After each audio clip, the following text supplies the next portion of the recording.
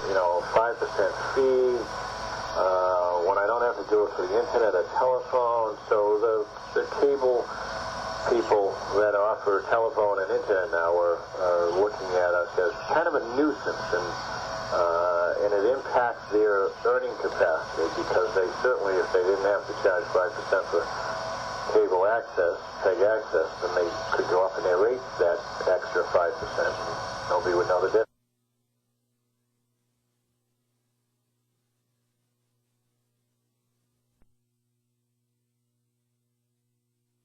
Not only to see the programs, but all people within the community will have the opportunity to exercise their First Amendment rights. And this is that's from 1984 moving forward, was so that you didn't have to stand on top of a milk crate in the middle of your common and scream, your opinions out and wait for everybody to, gather around and listen to you. People don't do that anymore. They'll commit you. They just walk by you and, throw $1 at your feet or something. I don't know. They just don't. That's just not what we do today in order to get our message out to, our community or a broader audience. You do that through public access television. So we are always fighting the fight, because we exist through cable contracts. And now that it's more than just cable, you're bundling packages, which is telephone, internet, and cable. So why do I have to give, charge my cable subscriber, 5% fee, when I don't have to do it for the internet or telephone? So the cable people that offer telephone and internet now are looking at us as kind of a nuisance, and it impacts their earning capacity, because they certainly, if they didn't have to charge 5% for cable access, PEG access, then they could go up in their rates that extra 5%. Nobody would know the difference.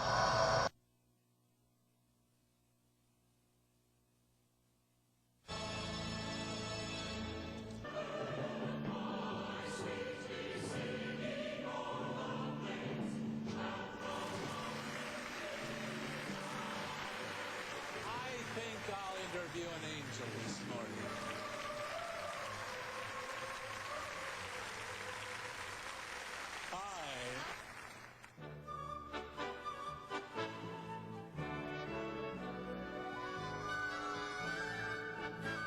Oh magnify the Lord with me, and let us exalt his name together. Oh magnify the Lord, oh magnify the Lord, and may his name be lifted high forever. Oh worship him, oh worship Christ the Lord with me, and let us exalt his name together.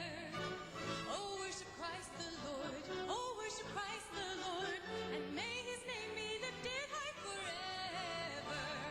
King of kings and Lord of lords, King of kings and Lord of lords, may his name be lifted high forever. Oh magnify the Lord with me, and let us exalt his name together.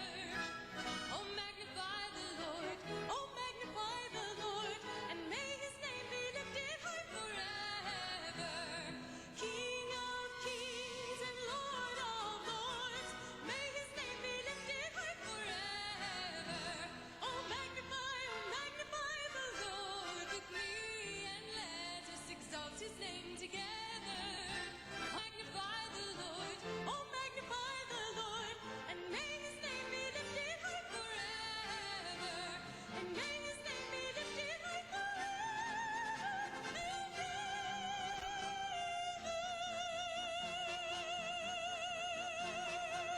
Oh magnify.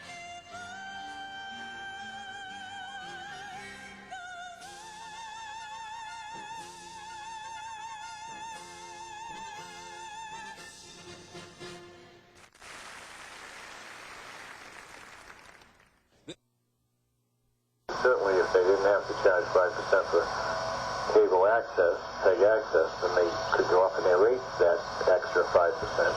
Nobody would know the difference. And that would be, going into their pot. So what we're trying to do is make sure that those people down in Washington and in State House in each state know that we have a following. We're still relevant. People are still coming in our doors and expressing their First Amendment rights. And they're uploading it to YouTube. And they're, putting it on the internet wherever they can. And we're streaming video live. We're archiving videos so that you can actually go to our website and see programs. So we're becoming more of the media center that the communities want us to be. And we're trying to tell Washington that. We're trying to tell the State House that.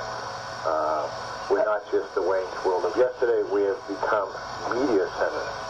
Are they listening to us?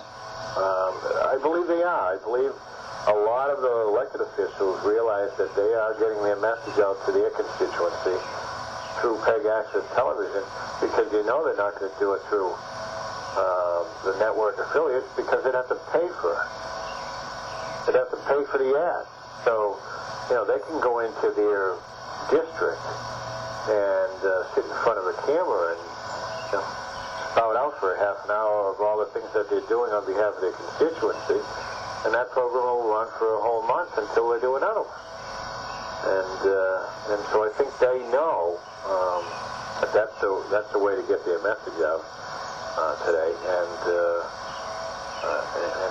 even if they wanted to put it on their website, they still have to sit someplace in front of a camera and have it look like it's professional rather than coming from a little camera on the top of a laptop.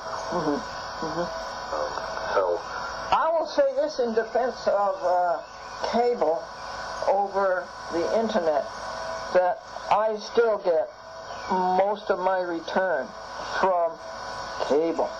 It's the people who watch the show on cable who call me up. I do not hear from the internet people, the internet watchers. It's still cable. And I agree with you. I think for the most part, if that wasn't the case, we would see cable rates down. The average cable bill here in Newton, Massachusetts is somewhere in between $70 and $75. So, and if your bundling fee is $150 for cable, telephone, and internet, and let's just go to $75 for cable. The other $75 is for the internet and telephone. So it could be 40 and 30, or 30 and 40, or 35 and 35. For the breakdown of that other $70 and $75. So if it's right now the cable portion is $75. And the next generation, which my son is 21 and my daughter is 17. Their tendency is to, when they get home, is to open up their laptop or get on the computer and surf and talk to their friends by IM. They've got their cell phone next to them. They're text messaging. Occasionally they pop in and they'll sit and watch TV with my wife and I. And but the laptop is still on their lap. So they're multitasking, and that's they'll go to Hulu.com, they'll go to YouTube and whatever other sites that they want to go to get their information. And as soon as they bring up their browser, whether it's AOL or Yahoo, there's news right there. The Boston Globe is struggling, so the Boston.com isn't.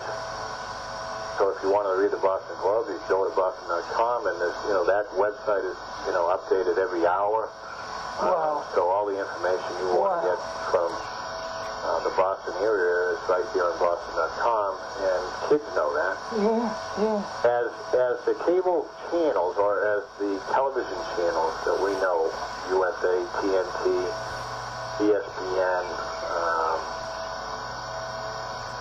all those Discovery Channels, as they all realize that the next generation to come are using the internet more than cable, My guess is that fees will increase with the internet related, and the cable fees will go down because the demand is for the internet. So if that happens, if the average cable bill in Newton, Massachusetts, which we believe is $75 now, drops to $35, we're out of business.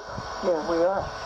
And so that's the message we're trying to get across in Washington is that, you know, we're adjusting. We're, like I said earlier, we have to deconstruct and reconstruct. We have to reinvent ourselves and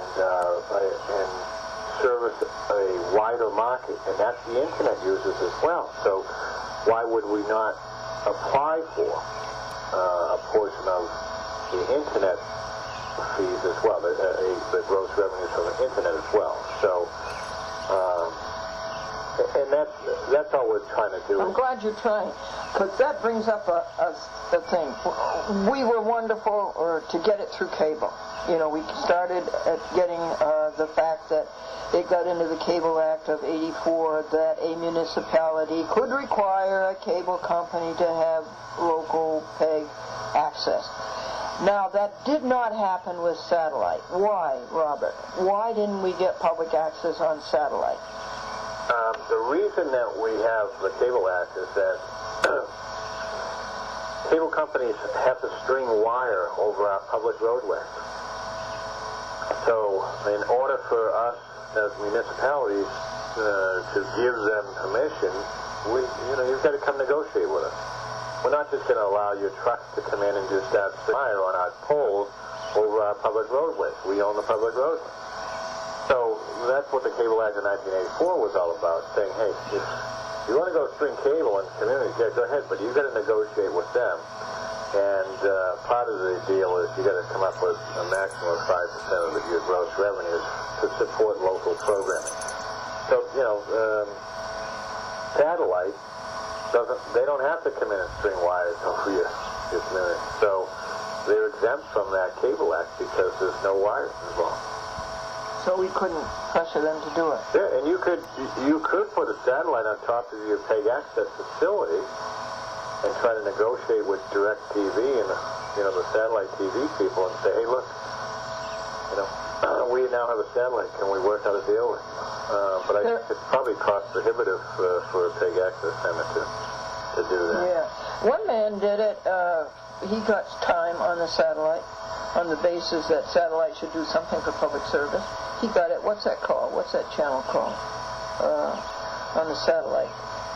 I don't know. I'm faithful to my industry. I have cable television. Now, the story in Los Angeles is astounding. Los Angeles doesn't have any public access at this moment. I was on public access TV. A chat with Glendora was on there. It was on every week, but it was toward their end.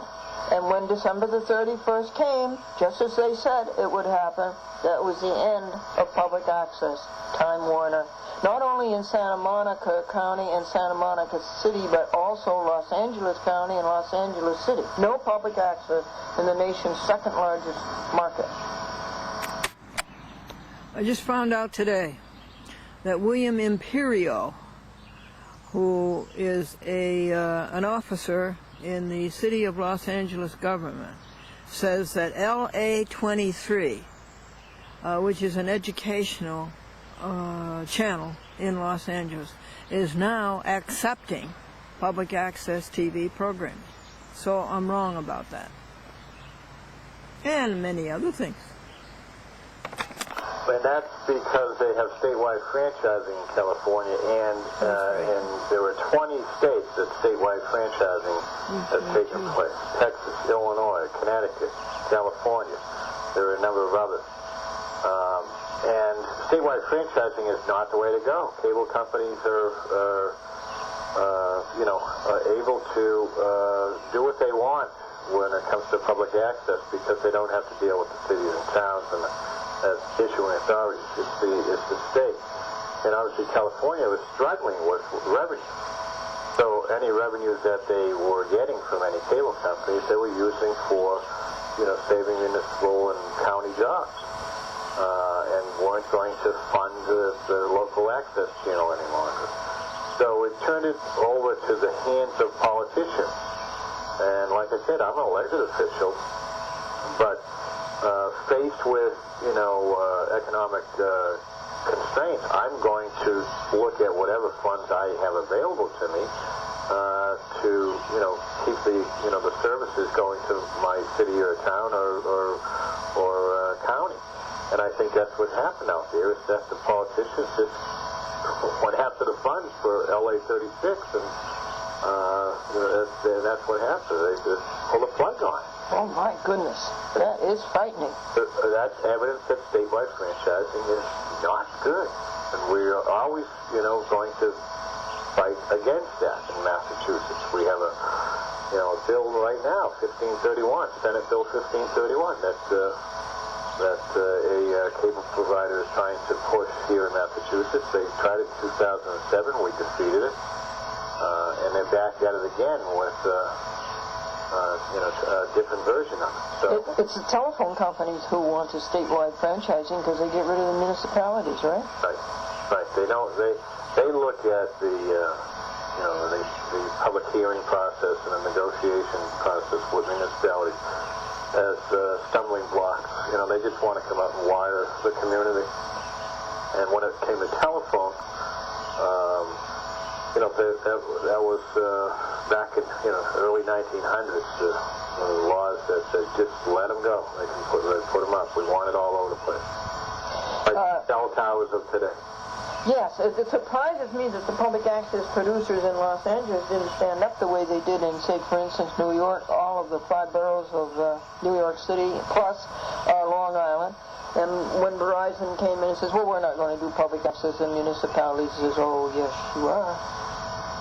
Well, statewide franchising, I think they were sold a bill of goods. They thought it was a good idea. But we don't have it in New York. Right. Not yet. Well, in California they do. Yeah, or they do in the other states you mentioned. And Jerry Brown, former Governor Jerry Brown out there, or should I say former boyfriend of Glendora, what's more accurate?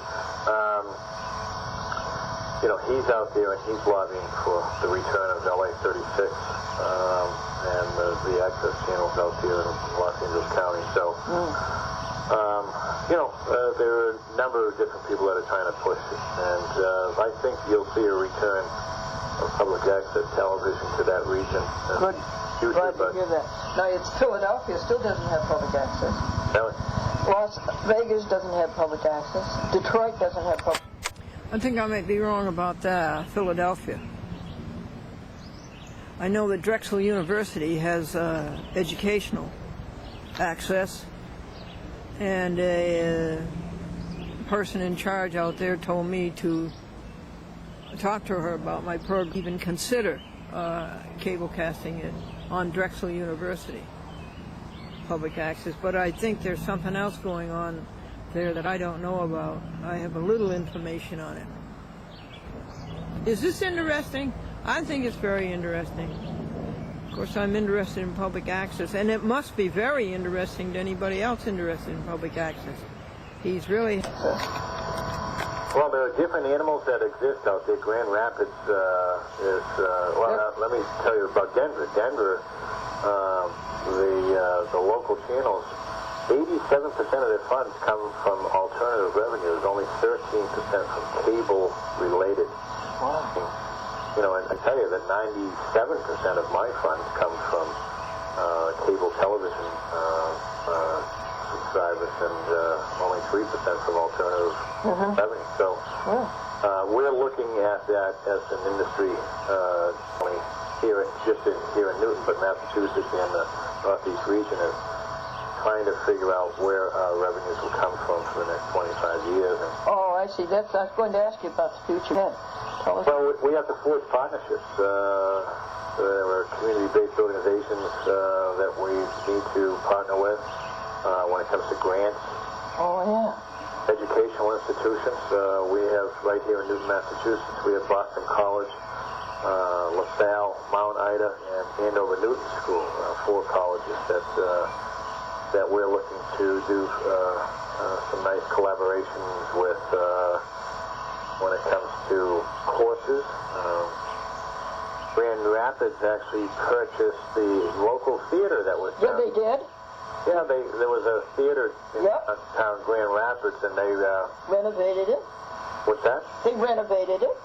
They renovated it and leased it, and they make money off it. Yep. We take some of that money that they make from that and fund their other channels. So there are very creative ways to raise revenue, and it's incumbent on us to at least research them, and even the internet. There are banner ads and skyscraper ads that you can sell on your website. We have a newsletter that goes out that we sell sponsorships on. We do community partners. Oh, really? Oh, yeah. Local businesses can buy a spot on community partners section. So at the end of a show, you might see a talking head show, and then the credits roll, and then it says, "You've been watching New TV. I'd like to thank you for your support, and also from the support of our community partners in the organization." And they are, and it goes right into, Newton Commonwealth Golf Course, or Brasco and Son Memorial Chapel. Oh, good. And it shows the business with a telephone number, a website, and we charge them a nominal fee, but You must pay for tapes. You must work 24 hours a day, Robert. Well, I'm dedicated. I love my job. I love the industry I'm in. And while my time on Earth is only for so many years, I think I'll contribute a few more, and then I'll move off to play golf until my... Bless your heart. I want to thank you. I'm sure that people thank you, but I do want to thank you for doing it. Well, not a problem, Glendora. You call me anytime. You know that. I want to thank you for all of your efforts on behalf of Public Access. And just want to here's what came from Houston last week. Fred Fishman, the executive director of Houston Media Source Public Access, says that Austin this summer is going to start taking the public access programs on email. That the public access producers are going to submit them on email, and that Houston is going to watch to see how it goes, and then they're going to try it, and it's this summer they're talking about. Wow. Well, I will tell you that we have created mymasstv.org. What is that, huh? If those of your listeners would visit mymasstv.org. Okay. That's a collaboration between the governor and the Commonwealth of Massachusetts. Really? And Mass Access, of which I'm the president. We have, there's a network that we have created that you can upload some of the state agencies' programs and some of the nonprofits that exist in that. Oh, my goodness. That's grand. So the local communities like New TV here in Massachusetts, we can go to mymasstv.org and upload some of the programming there and show it on our public access channel to our viewers only. And that's a great collaboration, and I think it is a model for other states to look at and get additional... I will. As I talk to the other states, I will tell them. Yeah. How would I put that up on the screen for you? When I put up your interview, and I'm going to put up titles on the screen, and that would be one you'd want. I want to hear the others you want. But how would I put that one up? mymass.org. No, mymasstv.org. And is mymass 2 words? It's all one word. It's mymass, M-A-S-S, TV.org. .org. And give me something to tell the public what that is. You just did, I know, but I have to hear it again. Between, see, I'm the president of Mass Access. Okay. It's M-A-S-S, capital A-C-C-E-S-S. Okay. And that is all one word as well. And is M capital? Yes. Okay. And that website is massaccess.org. All one word, massaccess.org. Okay. And I am president of Mass Access. I'm also executive director of New TV, which is newtv.org. One word? Yes. In small letters? Yep. Okay. Newtv.org. Okay. All right. I can put those on the screen. And the collaboration that we have worked out with the governor of Massachusetts office is the network system, which is mymasstv.org. mymasstv.org. Is that all one word, mymasstv?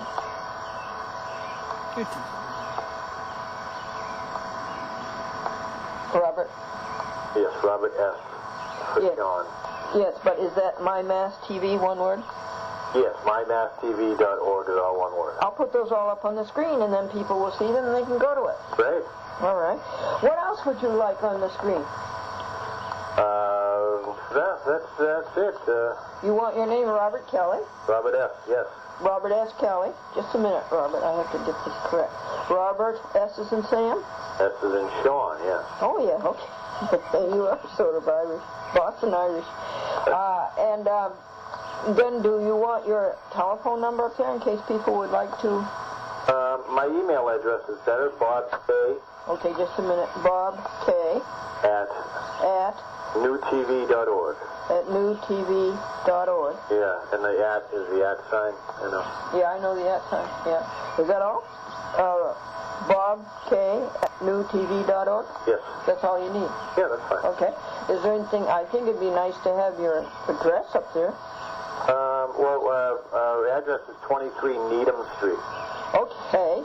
I was going to put up the, My website address? the Plymouth, Mass one. Okay. All right. That's the P.O. Box one. All right. What is your address, please, in Newton? 23 Needham Street. Needham.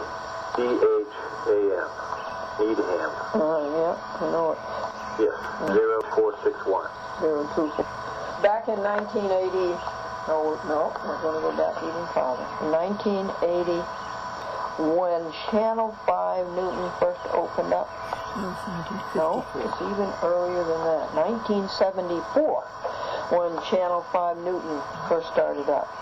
I had an appointment there, and I came from New York, and I got a taxi cab in Boston, and I asked him to take me to downtown Newton. Yep.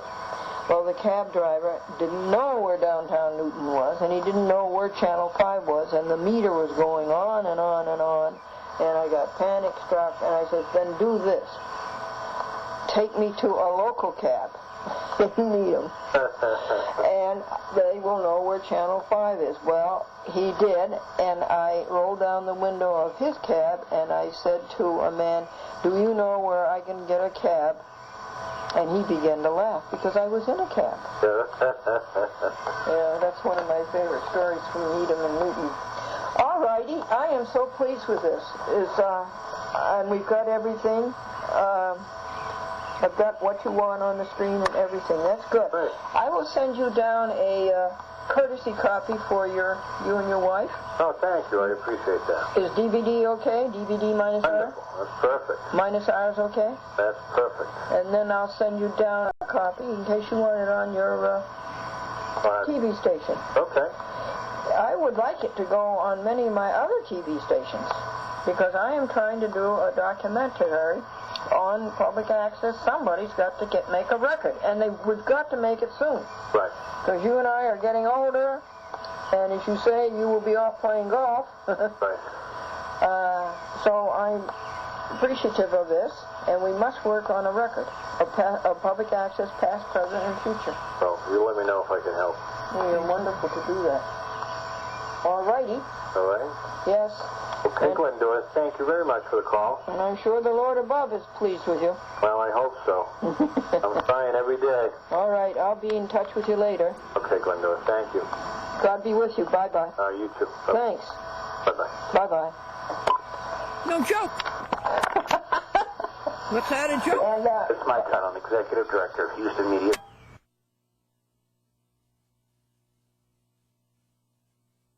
bye-bye. No joke. What's that, a joke? And, It's Mike Hunt. I'm Executive Director of Houston Media. That's another one. What's happening in public access in Houston, Texas. We got to find you a joke.